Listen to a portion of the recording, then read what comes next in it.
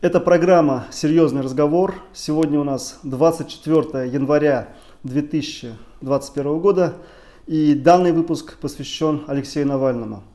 Вчера, 23 января, прошли массовые митинги в поддержку Навального с лозунгом «Свободу Навальному», который был незаконно задержан российскими властями, а до этого его пытались отравить боевым веществом «Новичок» из семейства «Новичок».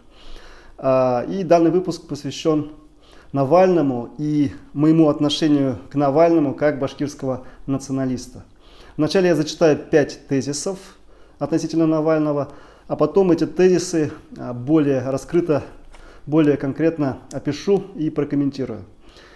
Первое. Навальный – это реальный оппозиционер, а не симулякр. Второе. Навальный – это последовательный борец с коррупцией. Третье. Навальный – это сторонник федерализма. Четвертое. Навальный – это русский либеральный националист. Пятое. Навальный – это таран. То есть вот 5 тезисов. Сейчас я их расшифрую. Первое. Навальный – это реальный оппозиционер, который последовательно борется с фашистским путинским режимом. Многие так называемые оппозиционные партии, КПРФ, ЛДПР, Справедливая Россия и другие, являются симулякрами. Их задача является обслуживание путинского фашистского режима и изображать из себя оппозицию. На самом деле никакой оппозицией эти партии не являются. Они являются симулякрами, как и многое другое в данном чудном государстве. А Навальный это не симулякр. Навальный это настоящая оппозиция.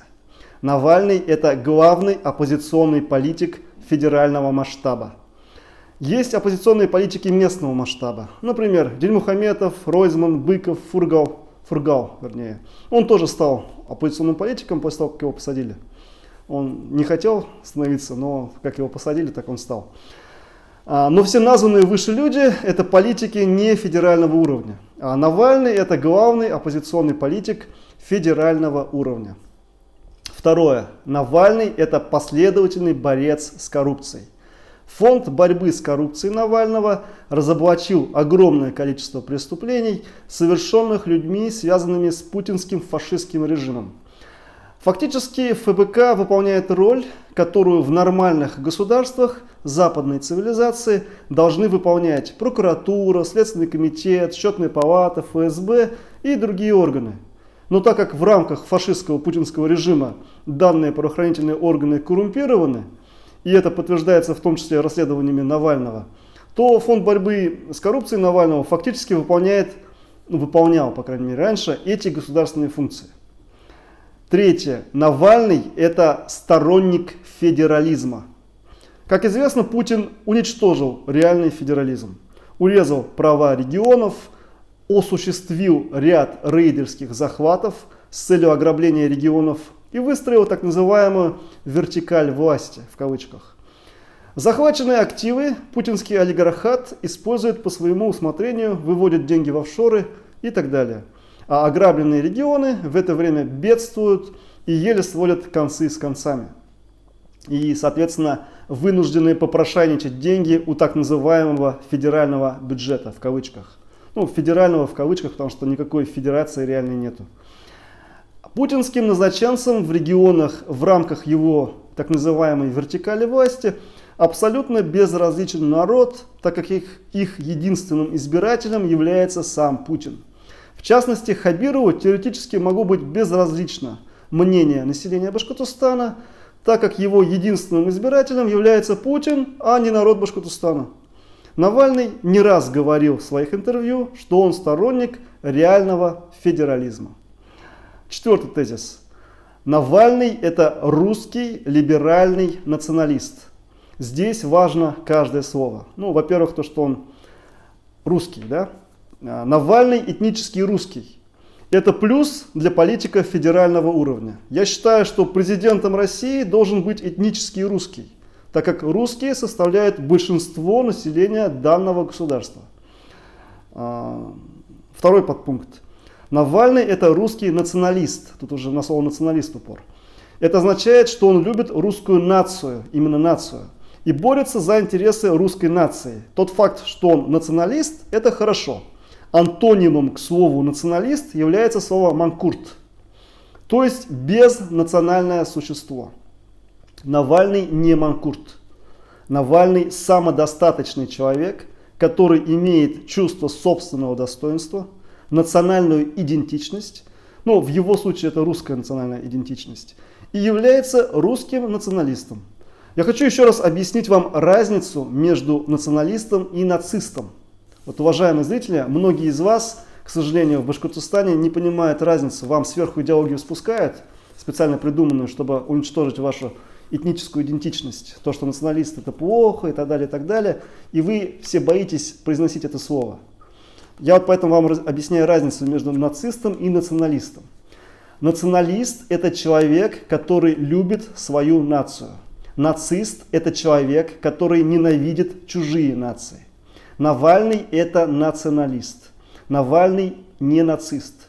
Навальный любит русскую нацию и борется за ее интересы. И он не будет мешать жить и не будет пытаться ассимилировать, используя механизмы этноцида и лингвоцида, другие нации. Башкирскую, татарскую, чувашскую, удмуртскую, марийскую и другие нации. Путин же придумал идеологию так называемой российской нации. Ну, не лично Путин, а его идеологи, Тишков там и прочее. И пытается коренные народы России ассимилировать и русифицировать, используя механизмы этноцида и лингвоцида. Ну, в некоторых случаях, с Чеченской войной, были задействованы механизмы геноцида. В одном из своих интервью Навальный говорил о некой российской политической нации, в кавычках. Это не проблема.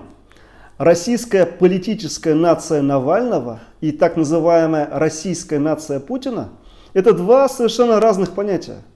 Для того, чтобы это понять, достаточно обратить внимание на мою историю, как я пытался 4 раза выиграть грант на перевод мультфильмов и фильмов на башкирский язык. Ни разу мой проект не выиграл. Уже много лет идет много разговоров и трындежа из разных государственных органов, в том числе из Всемирного Курултая Башкир, о необходимости перевода мультфильмов на башкирский. Но кроме трындежа и воровства денег, ничего серьезного в этом направлении там не было сделано. Поэтому, с моей точки зрения, Курултай Башкир – это такая же составная часть так называемой вертикали власти Путина и его фашистского режима. Одной из задач фашистского режима Путина является создание так называемой российской нации. По сути, этноцид, лингвоцид и уничтожение всех языков, кроме русского. И с этой целью фашистское государство уничтожает родные языки народов России, в частности, не переводит мультфильмы и фильмы на башкирский язык, уничтожает башкироязычные школы, не открывает башкироязычные вузы и так далее. Российская политическая нация Навального подразумевает союз равных. А это означает право на башкирский язык, право на башкироязычные вузы, право на мультфильмы и фильмы на башкирском языке. Если Навальный будет против этого, то, я думаю, будущее поколение башкирской нации разберутся и с Навальным, если он придет к власти. В любом случае, националист националиста всегда поймет. И с Навальным, в отличие от Путина, можно без проблем выстраивать диалог, не опасаясь того, что он отправит к тебе отравителей с веществом «Новичок». Ну, я немножко так шучу. Значит, третье. Навальный – это русский либеральный националист. Я подчеркиваю слово «либеральный» в данном случае. Если бы Навальный был русским имперским националистом, то я бы его не поддерживал. Но Навальный именно русский либеральный националист. Это очень важно. Навальный поддерживает ценности западной цивилизации, права человека, свободные и честные выборы, разделение властей, федерализм, мультикультурализм. Навальный – это современный Керенский. Я предлагаю прочитать мою статью «Роль Колчака в истории России» и осознать понятие «Соединенные Штаты России». Вот это понятие «Соединенные Штаты России» – это как раз про Навального. Слово «либерал» очень многими понимается неправильно. Воры, которые именуют себя либералами, из-за того, что они назвали себя либералами, ворами быть не перестают. То есть это просто воры, которые называют себя либералами. Из-за того, что они себя назвали либералами, они либералами не становятся, они остаются ворами. Вот поймите разницу. Потому что многие к сожалению, в Башкортостане не понимают разницу между понятиями либерал и вор. Поэтому давайте не путать понятие либерал и понятие вор. Навальный совершенно точно не вор. Он тот, кто борется с ворами. Поэтому еще раз напоминаю, что Навальный это русский либеральный националист. И я как башкирский либеральный националист поддерживаю русского либерального националиста Навального. 5 пункт. Навальный это таран, который должен сделать дыру в стене, которая защищает путинский фашистский режим. Я поддерживаю Навального для того, чтобы Навальный вышел на свободу и прихлопнул кремлевскую моль. Вот по этим 5 причинам я поддерживаю Навального.